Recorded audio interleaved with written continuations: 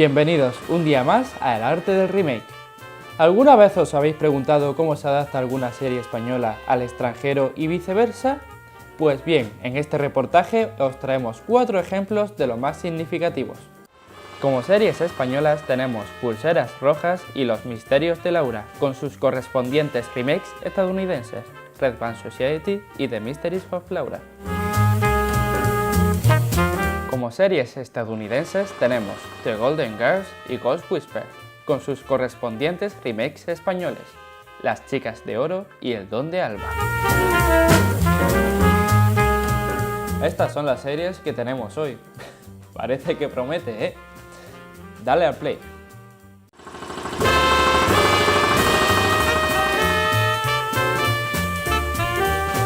Estados Unidos se encontraba en la Guerra Fría junto con la Unión Soviética en el 1985, que fue cuando empezó a emitirse The Golden Girls.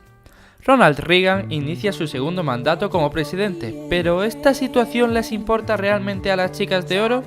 Lo que podríamos relacionar con The Golden Girls es el crecimiento de la economía en Estados Unidos, ya que representa a las mujeres adineradas y su estilo de vida. Por otro lado, Las Chicas de Oro en España se empezó a emitir en 2010. Este año la economía española sigue sufriendo la crisis que estalló en 2008, pero no fue esto lo que afectó a la producción de la serie, ya que tuvo muy poco éxito entre los espectadores españoles y el por qué lo vamos a ver a continuación. Si analizamos la serie, vemos que ambas siguen con la misma estructura narrativa, típica de las sitcoms estadounidenses: introducción, desarrollo y desenlace. En cuanto a la trama, podemos ver que hay similitudes. El primer capítulo de la original tiene la misma historia que el último capítulo de la adaptación española. Pero, ¿qué sucede? El personaje de Blanche tiene intención de casarse con uno de sus nuevos pretendientes, y las demás chicas de oro tienen miedo de perder la casa porque, claro, viven en la casa de Blanche, también en España conocida como Blanca. Ya que estamos, aprovechamos para presentar los personajes y las diferencias entre ellas. Bueno, la verdad es que la única diferencia son los nombres, que además están traducidos literalmente.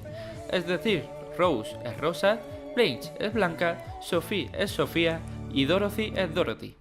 Son tan iguales que incluso tienen la misma temática y líneas de diálogo. I taught a class today, the finest school in Dade County. 2 girls had shaved heads and 3 boys had green hair. ¿Y qué tal? 2 chicas tenían la cabeza rapada. 3 chicos llevaban el pelo verde y la esvástica nazi tatuada en el cuello. En cuanto a éxito, en Estados Unidos se mantuvo firme durante 7 años, llegando a emitir una temporada por año.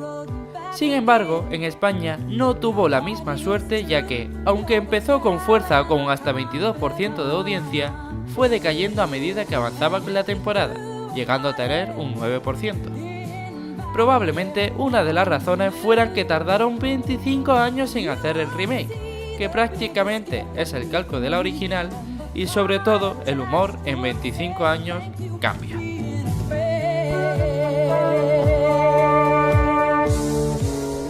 Sigamos con adaptaciones de Estados Unidos a España, donde se repite ese éxito en el país de origen y cuando se importa a España vuelve a triunfar, pero cuando se adapta a lo español se picia. Hablamos de Entre Fantasmas y El Don de Alba.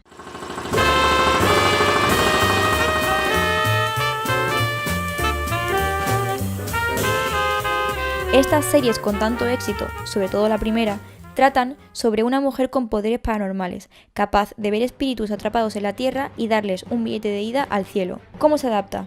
La receta se basa en una protagonista femenina sobre los 20-30 años, si puede ser guapa, sentimental, comprensiva, con una pareja perfecta. ¿Quién mejor para mandarte al otro mundo?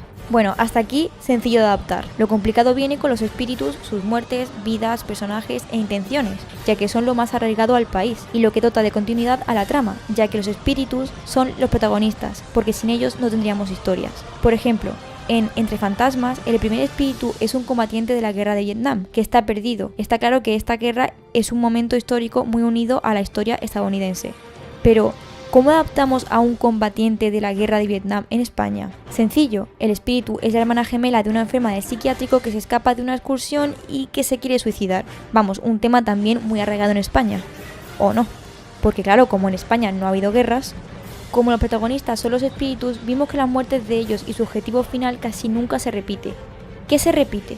La estructura narrativa. El último episodio se divide en 2 capítulos, el único que rompe el esquema procedimental. Tenemos que destacar que lo que vuelve a sorprender es el tema del capítulo en Entre Fantasmas, ya que hay una muerte colectiva que se produce en un accidente aéreo, mientras que en España es por un accidente de una planta química, algo también muy común en España. Como era de esperar, Entre Fantasmas llegó a 5 temporadas con 107 capítulos y El Don de Alba a una temporada con 13 capítulos. ¿Por qué no triunfó El Don de Alba si cuando 4 emitió Entre Fantasmas fue un éxito? Tal vez es que era demasiado copia y una adaptación muy poco española, ¿no creéis?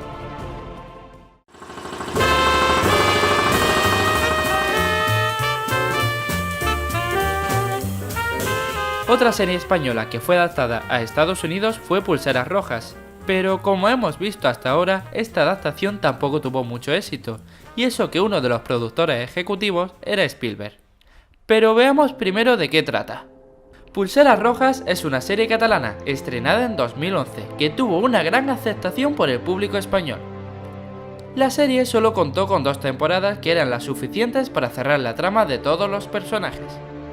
Por otra parte, Red Band Society se estrenó en Estados Unidos en 2014, pero no siguió el mismo camino en cuanto a audiencia, porque, a pesar de tener prácticamente las mismas tramas, solo pudieron hacer una temporada.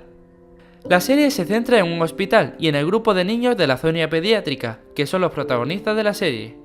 Trata cómo estos adolescentes se enfrentan a su difícil realidad en el hospital y cómo intentan lidiar con el hecho de estar ahí todo el día encerrados. Lo que encontramos más curioso de la adaptación fue la introducción de un personaje que responde a un arquetipo muy marcado de la ficción americana, que en la original no aparece.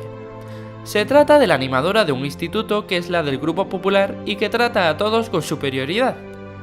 A lo largo de la temporada podemos ver una evolución en el personaje. Esta es la única diferencia, aparte de los cambios de nombres que encontramos en los personajes. Incluso las relaciones entre ellos son las mismas. En la original encontramos el típico trío amoroso entre los protagonistas, y lo mismo pasa en la adaptación. Además, la Fox canceló la serie debido a la poca audiencia que tuvo. Decidieron no emitir los últimos capítulos dejando a los espectadores que estaban siguiendo la serie con 10 episodios en lugar de 13. Los pobres espectadores nunca supieron el final.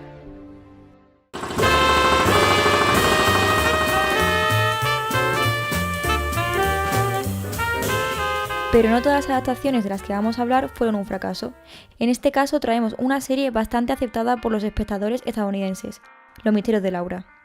Parece que se nos da mejor vender adaptaciones que hacerlas. La serie Los Misterios de Laura comenzó a emitirse en España en 2009.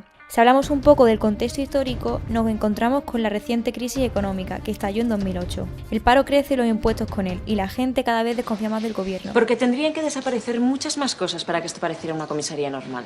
Y esto afectará a la producción de esta serie. En cuanto a la trama, los primeros capítulos de ambas son idénticos, pero a medida que avanza nos damos cuenta de que se va desviando hacia una historia completamente distinta. Sobre todo en el último episodio, en el que vemos que en la adaptación pasa de dar importancia a los casos policiales a centrarse en la vida más personal de Laura. Comenzamos a ver el primer capítulo de Los Misterios de Laura, en el que muere un empresario rico, y por otra parte, en The Mysteries of Laura, pasa lo mismo pero con un magnate de la electrónica.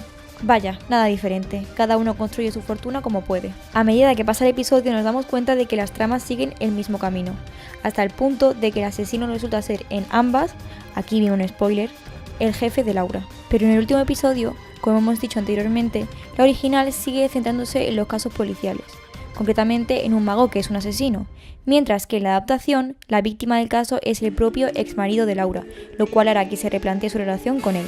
Si hablamos de los personajes, podríamos decir que hay evidentes cambios en los nombres, empezando por la protagonista, que pasa a llamarse Laura Lebrel a un americanizado Laura Diamond.